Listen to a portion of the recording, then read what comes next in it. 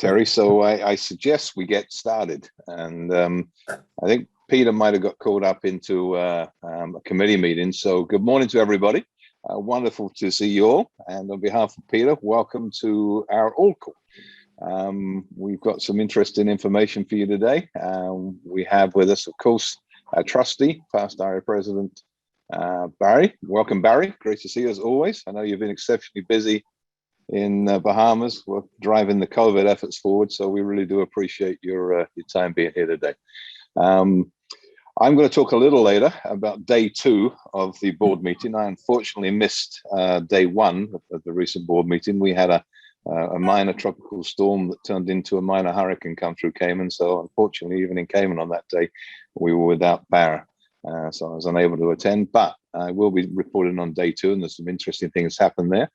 But at this point, I'd like to thank Terry for hosting, and also pass over to past area president and trustee Barry for a report on the trustees' recent meeting. Thank you, Director-elect Jeremy. Appreciate it. And hello, everybody. Big group today.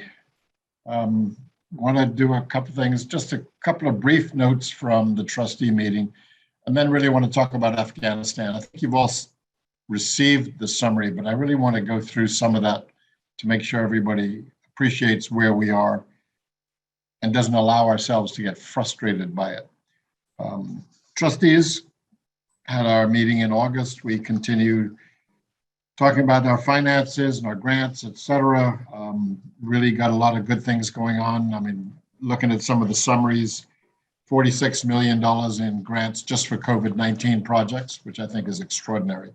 When you got a new problem and suddenly the whole world jumps up and we're able to do that many grants. I think that's incredible. I also think it's wonderful that Rotary was recently ranked in the top 10 volunteering organizations in the world by LinkedIn. Just another confirmation of what we do is making a difference in our world. So thank you all, because you're the guys who do that. So we talked a lot about COVID-19 from the COVID-19 task force and their recommendations, and we've made some recommendations to the board. So that I don't want to talk about the details because that would have gone to the board. The board needs to make decisions, so that would come from them. We also made a decision that although there were changes to the council legislation at the last COL, the trustees will be in attendance as observers, all of us. So that also was a major decision we made. But let's talk about Afghanistan. I'm going to read some of this because I think it's important we appreciate what's going on in the country. As we know, the very first day of this year, a wild polio virus case was reported in Afghanistan, and one was in Pakistan. We haven't had any wild polio cases since that time, and that I think is incredible. Right after that first case, the National Health Minister of Afghanistan was fired due to hints of corruption, nothing to do with polio. And before the month end, the government of Afghanistan ordered the UNICEF polio lead to leave the country. That was related to some kind of argument they had in his office. So he had to leave. Then in March and June, there were coordinated attacks on polio workers and their security teams, leaving 8 families having lost loved ones. The Taliban denied responsibility for the attacks, and it does appear that it was ISIS who created those issues. The regional directors of WHO and UNICEF met at the Taliban office in Doha, Qatar, to discuss polio vaccinations and COVID response in the areas controlled by the Taliban. Now, while house-to-house polio vaccinations were not agreed to, the 7 senior members of Taliban leadership indicated support for all the other measures in order to provide continued vaccination activities. In all areas of the country, health screenings continued unabated, which showed no new polio viruses and no positive identification of polio viruses in the environment. That's significant, very significant.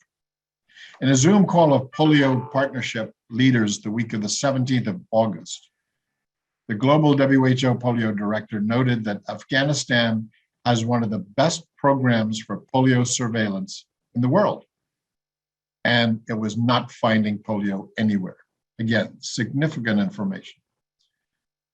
So after the fall of the Afghan government in mid-August, the new leadership agreed to keep the acting health minister, who has been effective in fighting the program since February.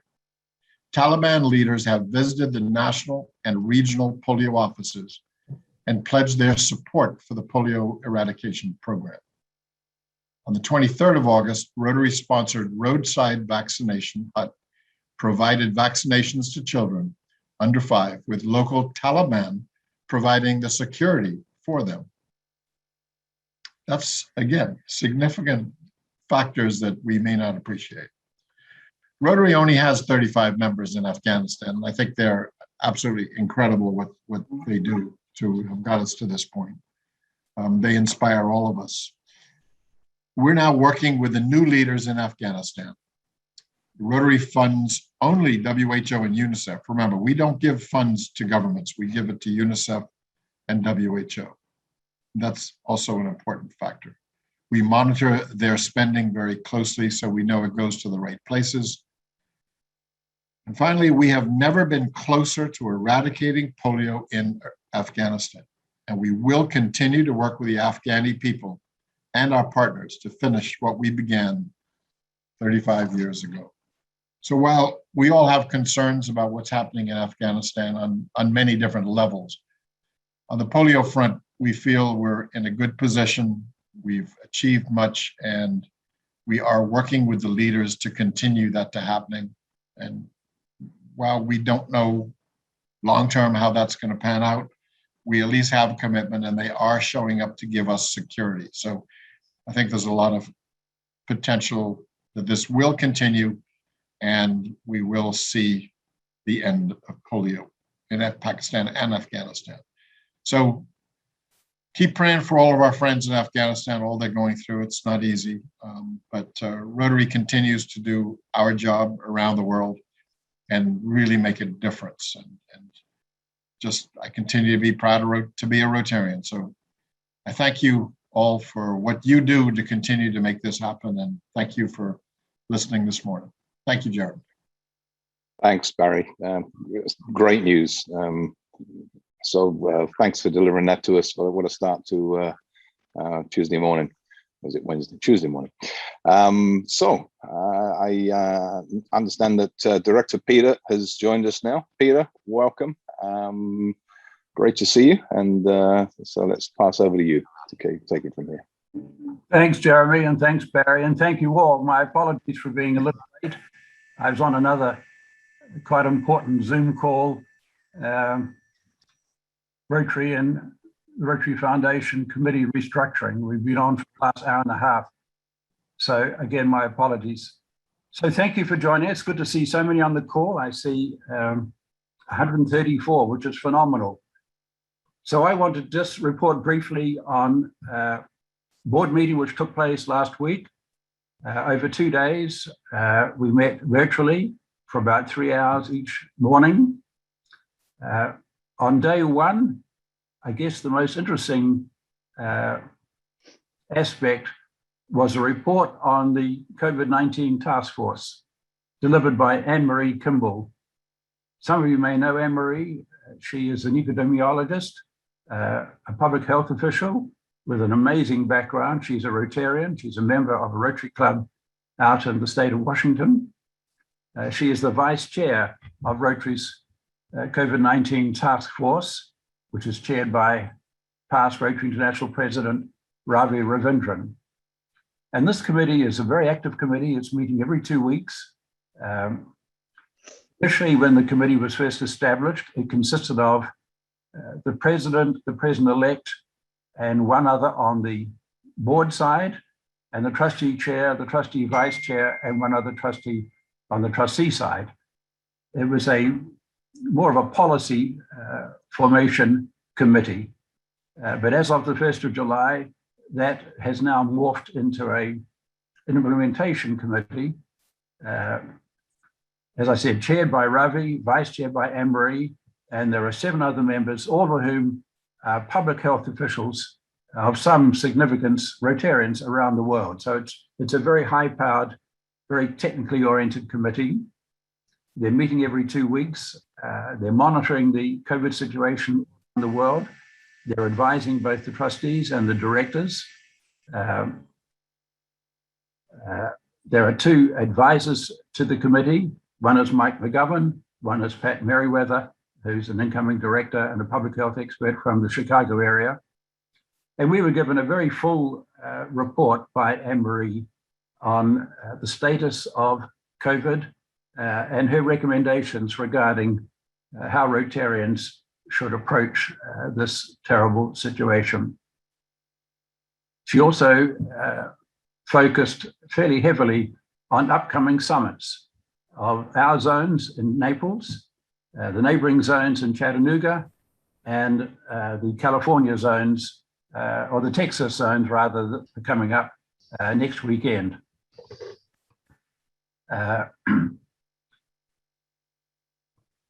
I think the best thing is to share that report with everyone. It's not particularly confidential, but it will give you an idea of the work of the committee and the recommendations that it's making regarding travel and other aspects of how Rotarians adjust to the COVID situation. On the issue of travel, there were a number of suggestions that we begin to limit some of the restrictions imposed on travel. Some were accepted, some were not accepted. Personal travel is still not permitted in connection with Rotary funded travel for 2 reasons. One, Rotary has and believes it has a strong duty of care to monitor the risk of COVID to Rotarians. There's obviously a risk when one travels away from home. So that's one of the reasons for monitoring the travel. Also, there are tax issues to the extent that people engage in personal travel in conjunction with funded travel. It puts at risk Rotary's tax status as a 501c4 and potentially exposes the Rotarian to a tax liability. So there are quite significant issues regarding personal travel. We discussed also the status of the International Assembly, and in a nutshell, it has been agreed that the Assembly in Orlando next year will be both in person and virtual. I think the dates are the 9th to the 16th will be in person, and the virtual will be a few days later. And for the DGs, the DGEs, the DGNs, you'll be receiving, in fact, I think you have already received some information about that, and more information about travel and so on will be forthcoming shortly. Rotary's now had considerable experience at putting on online events. We've had the conventions, we've had the last assembly. So the staff are confident that this will still be a very productive event, even though it will not be possible for everybody to appear in person. The last thing I wanted to comment on is our own summit. Many of you will have seen that we sent out a note very recently confirming that the summit in Naples is going ahead.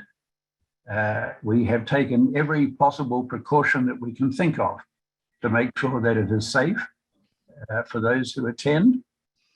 We are strongly recommending that only those who are vaccinated attend or have been tested in the previous 48 hours. You'll be asked to mask up while indoors, except for meals. The staff at the hotel are also being required to mask up. We've now arranged for social distancing to be possible in all the rooms, including the breakout and the training rooms. Masks will be on hand, hand sanitizers. We've arranged for testing arrangements to be carried out at the nearby CVS and Walmart.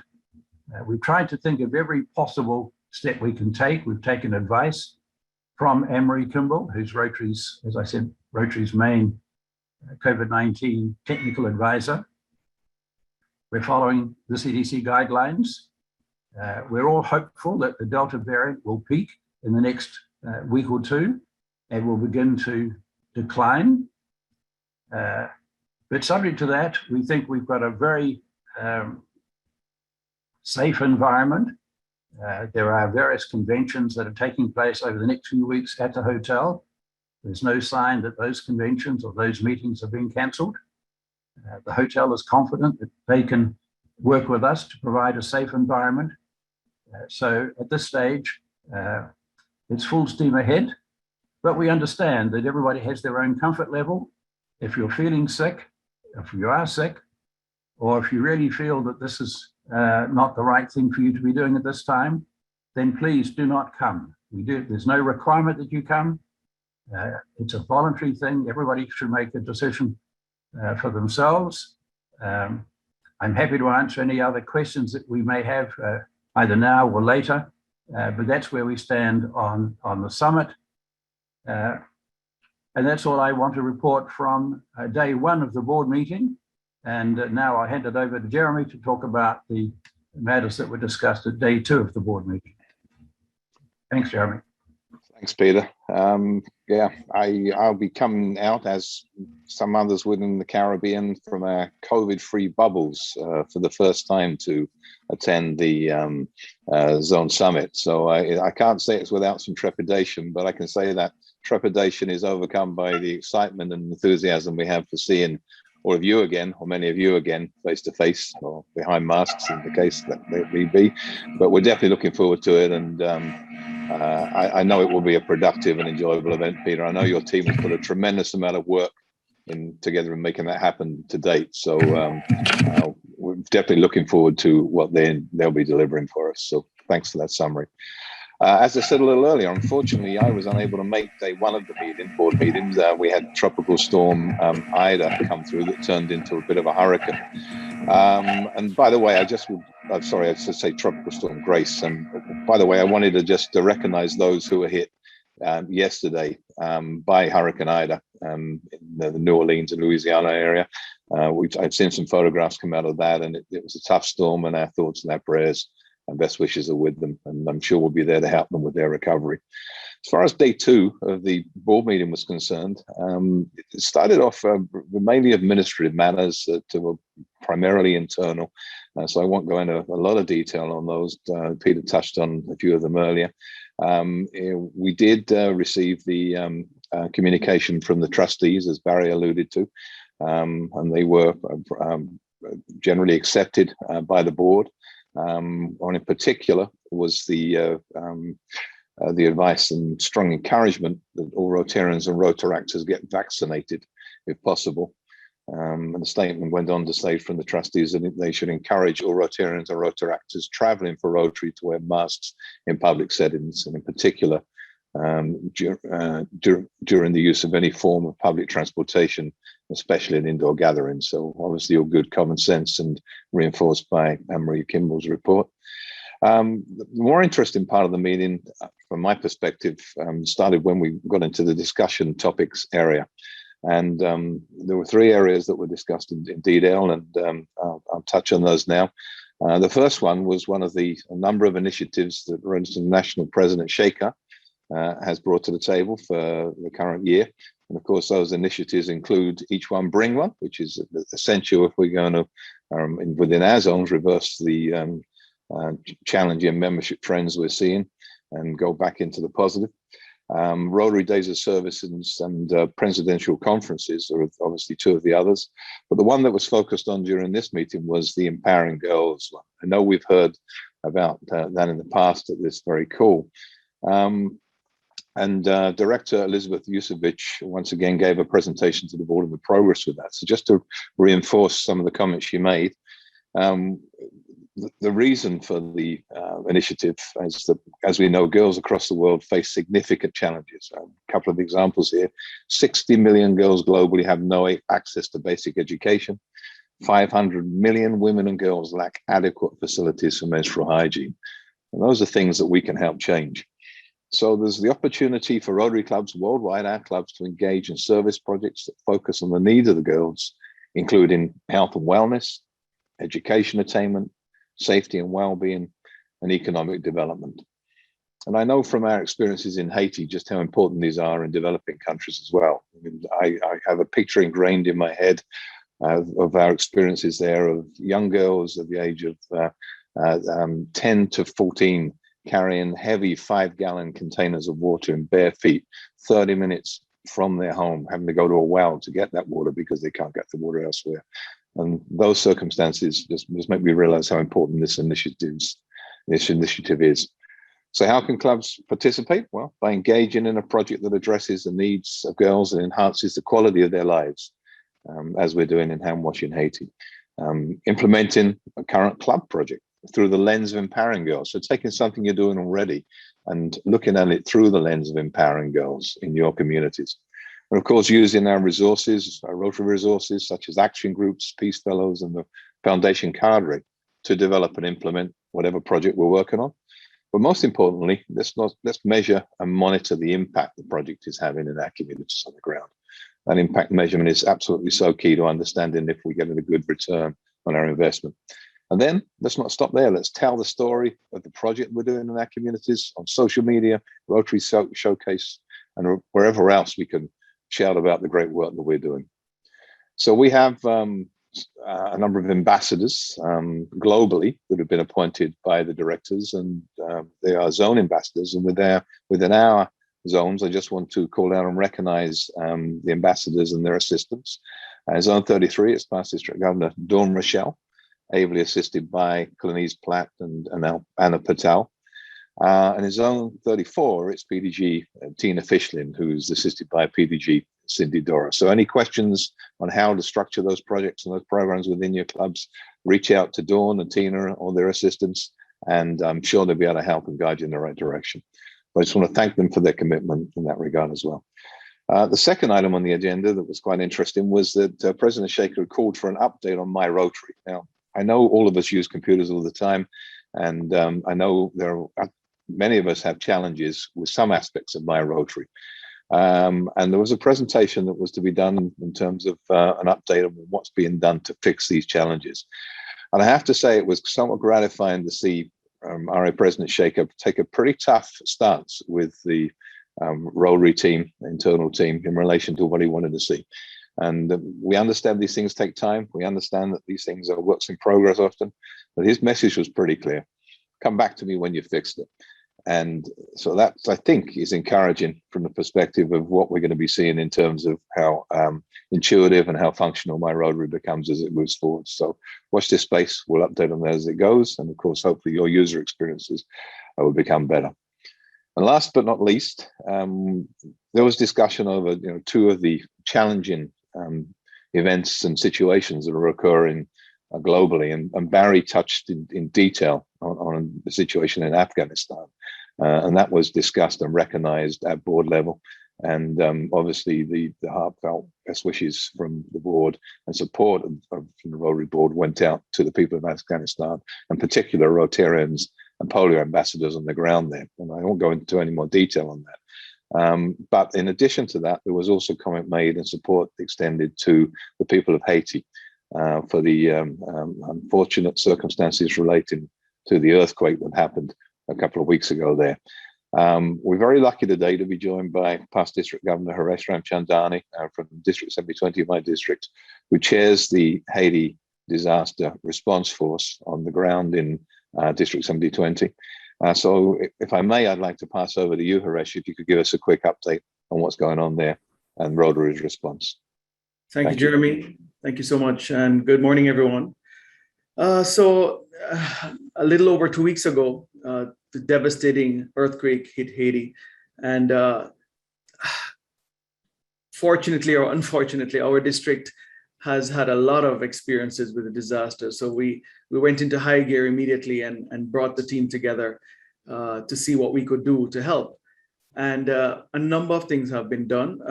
One of the things that we right away found out was reaching out to the Rotarians on the ground and start to assess what the immediate needs are. In addition to that, we started looking at what the logistics would be if we had to get items into Haiti, and how we would be able to get it to those that needed it the most. The one thing that was different this time around versus the previous earthquake, this took place in the southwest part of Haiti.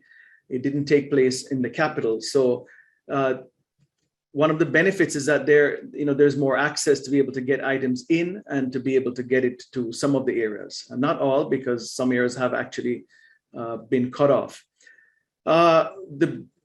Another thing we didn't want to do is to duplicate the efforts that was being done on the ground. So with our Rotarian teams in Haiti, we were able to assess what the greatest needs were, and medical supplies came up to be at the top of the list. So we've been working on getting some items, and we're continuing to work on getting some more medical supplies. And we've got a list. If you want, we can have that circulated for you.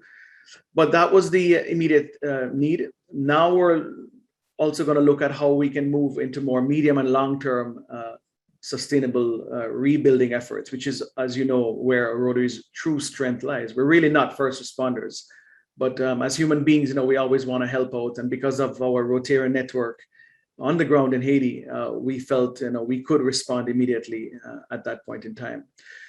But what I want to really share with you today is something that I'm starting to see a trend taking place. And it's not just happening in this earthquake, it happens over and over again. And that is that when something happens, and the human heart, we want to give, we want to do something, and we start to say, let me get some clothes, let me get some food, let me get some water, and let me send it.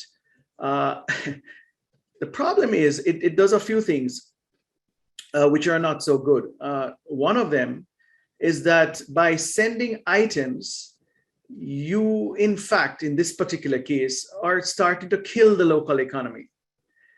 As I mentioned in my opening lines, where the earthquake took place was in the southwest part of Haiti. But the rest of Haiti is fine.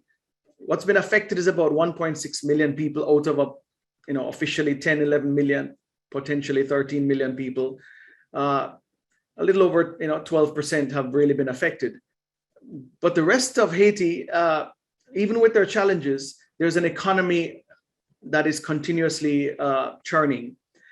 And one of the things we would rather do is to see if we can support the local economy first. I get it all the time, but it's more expensive if you buy it locally. And I'm saying, so what? To me, that's charity wrapped in dignity. Let's buy the items locally if it's available. And then the second concern is, well, how do we know that it's going to get to those that are in need? Well, I will tell you, we have a very strong Rotary presence in Haiti. We have 22 Rotary clubs on the ground, and they are passionate and they are dedicated. And we are working with that team on the ground, the Rotary Haiti Disaster Committee, and they identify the needs. They have a bank account set up. We have a web and app-based portal set up where we can track what is received, where is it going, what was purchased, who benefited, and what that end impact is going to be like. So there's no perfect system, but I think this is a good system. And I will say to you, even though it's challenging sometimes to say, let's give cash because we're not sure, but I think it is a better option. We're not refusing in kind, don't get me wrong. There are items we need, and we will certainly take that. But if you have a choice, we're recommending, let us see if we can support the local economy first and foremost. It does so much good in the overall scheme of things. But as we're going to continue now to look at the immediate needs, we're now going to be putting more focus on medium and long-term development. And that is another area where clubs and districts can come on board. We're going to have to there's a lot of schools that's been damaged, medical facilities, some of the shelters. So we're going to see what the biggest needs are and how we can help to improve our friends in Haiti. I think that's pretty much it right now, Jeremy. Thank you for the opportunity. Thanks, Suresh, so much for that, and thanks for your leadership in taking on this challenging task. I know just from the number of emails that I know you've received that I've been copied into, that this is almost a 24/7 job for you right now. So thank you for your team's work on the ground there, which will make a massive difference. Okay, so I think we're at the point now where we finish my summary. So Peter, let me pass back to you. Art McQueen to comment on some of the questions regarding the summit. Art, could you take over? Thanks, Peter. It's not often I get an introduction with echo and everything. That was pretty awesome. I wasn't prepared to speak this morning, but I'm seeing a few things in the chat box, and Peter asked if I would respond to a couple things, and I'm happy to do so. Excuse me. The first thing is, so that everybody understands, if you've not been involved with the Summit and Institute, Peter and I negotiated this contract before we knew the word COVID. And signed this contract before we knew the word COVID.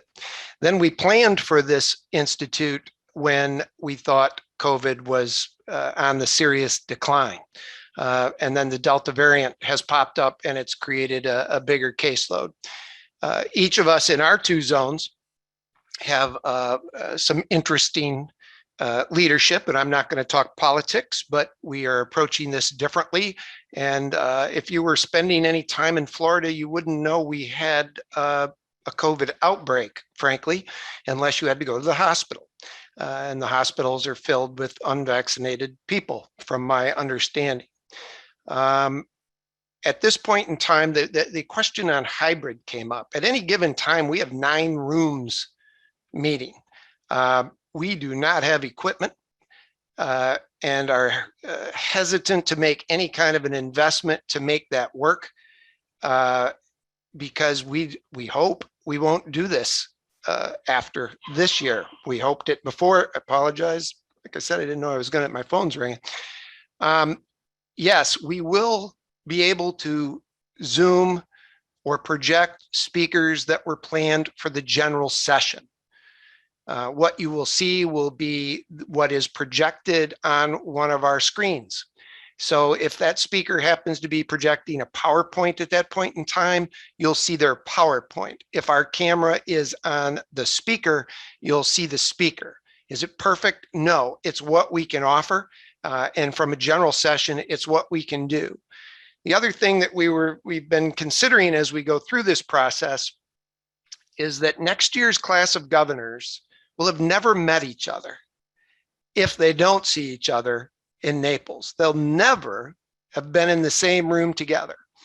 Those of us that have been through this and made the governor journey and beyond, the fellowship was one of the key aspects of the joy to the journey and the friends that we've made all around the world.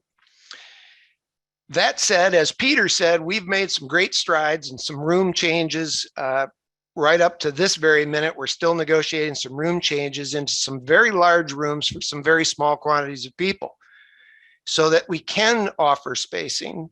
And we're adding a mic and a speaker in those rooms so that the speaker can be heard. We're going to have an 1,100 seat ballroom for our 400 guests for our general sessions. That's the kind of spacing that we'll be able to offer. My biggest concern as we put this together, frankly, is when you're not in sessions in the summit and when you're in a hospitality suite or you're off with friends at the bar and your mask is down because you're having a drink and you're all in tight quarters. And that's where we're asking that you pay particular attention to each other and each other's health. As Peter stated, no one's required to come to this. You're coming because of the same reasons that I'm going. You want to see your friends. We're mitigating the risk the best we can. But if you have any trepidation about coming, don't come. I mean, it's all we can say. But we are still holding it. We're going to do our best to mitigate the risk. If you've got something else going on in your life, don't come. We understand, we respect it. We've had about a 12% cancellation to date. And of that 12%, about 50% of that happened before the Delta variant had come up. That's what often happens in these. Everybody signs up in the beginning and then life gets in the way. We haven't had a huge cancellation rate. I suspect today, tomorrow, we'll probably see some more. As you know, and I'm not sure what the date is, this is the final cancellation day, or tomorrow is, for full refund, less handling charges. So if you don't plan on coming, please get it in. And that's just the the institute portion, the hotel portion, you can cancel very relatively close to the event, but obviously you need to do it ASAP as well. So we're going to look at some things hybrid, but to answer Nico, I think it was Nico, nope, we're not doing every event will not be offered hybrid. We just can't do it well and can't do it. And it really is that simple. I'm happy to answer any other questions or things I may have neglected that I think I saw in the chat, if there are any. And again, I apologize. I wasn't prepared. I thought I'm in here in a t-shirt and was just kicking back. Well done, Art. Good presentation.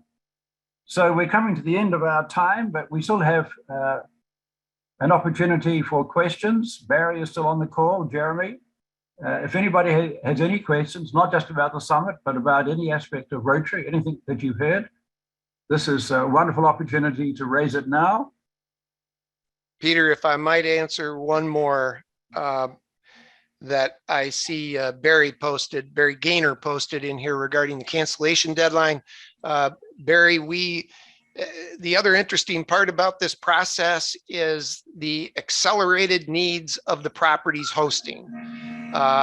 They can't even get food supplies unless we guarantee our meal counts 2 to 3 weeks in advance.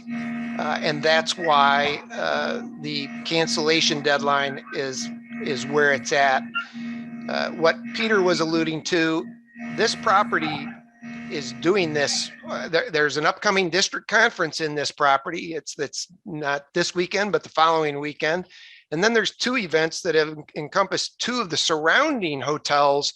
All 3 are sold out for a conference that will be held in the Naples Grand, 2 of them. So these things are happening. The hotel, we had got some concessions in terms of things that you'd be given, like 4 bottles of water every day. Our biggest concern on that right now is how we get them delivered, because the staff will not be remaking your room daily. That's part of their health and safety protocols. Unless you ask them, they're not coming into your room. If you want to get your rooms flipped, you can.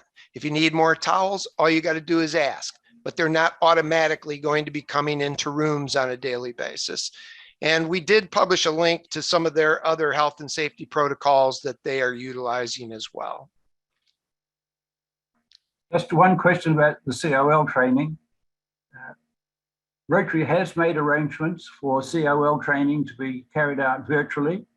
If anybody has a concern about that, who decides that they would prefer not to attend the COL training in person, I hope you do, because we've got a great trainer in the form of past Rotary International Director Stephanie Urchek.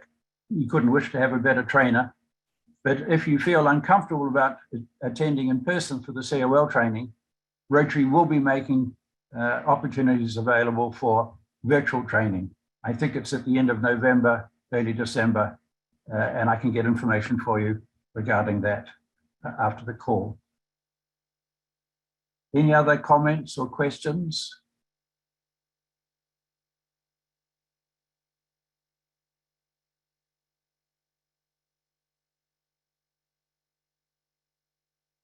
All right, well, I see no comments or questions.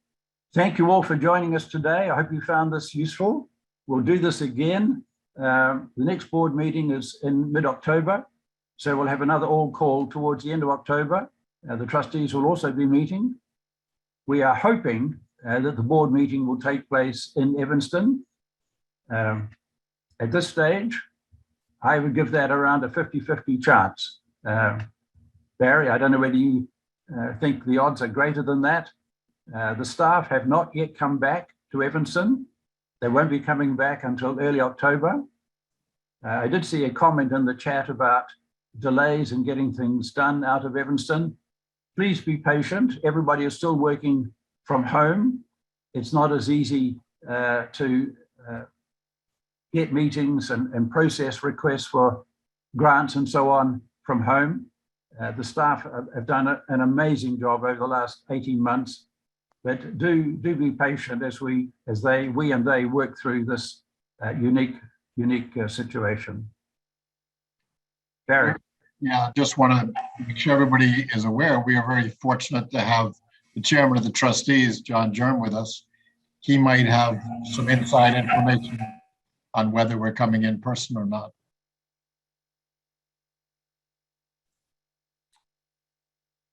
Thank you, Barry. If we had to make, if the trustees had to make a decision today, the answer would be no, we would not be in person.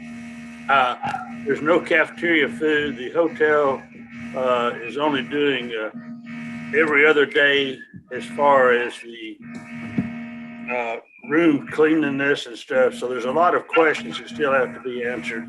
Whether or not all the staff can get back, as Peter said, I think they're due back on October the 11th, which is only a week or two before our meeting. So it's a tough decision to make, because I know everybody wants to get together in person, but we're going to wait until we have to make that decision, probably about the middle of September, when staff will still have time to do their work about food and whether it's going to be catered. The restaurants are still open for carry out. So there's a lot of things that have to be there. We still have a lot of people that are not able to come into the United States right now. England just closed, the European Union just closed down yesterday for coming into the United States. So hopefully the peak is going to be around the 15th of September. So we'll be able to look at it with a fresher eyes. Thanks, John. I didn't see you on the call. My apologies for not recognizing you, but great to have you on the call, and thank you for those insights. Thank y'all for letting me be here, and thank the zone for all the great work you did on helping us get our $50 million last year with Chuck and Rocky and all that group. So you did a fantastic job.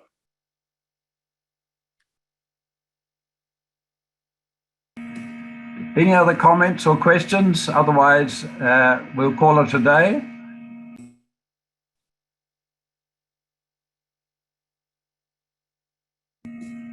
Well, again, thank you all very much. Apparently, there's a singing noise on my system, so I won't prolong this agony. Great to have you on the call. Look forward to seeing you in Naples and or at the next all-call meeting at the end of October. Thank you. Have a great day. Stay well, keep safe, and enjoy Rotary.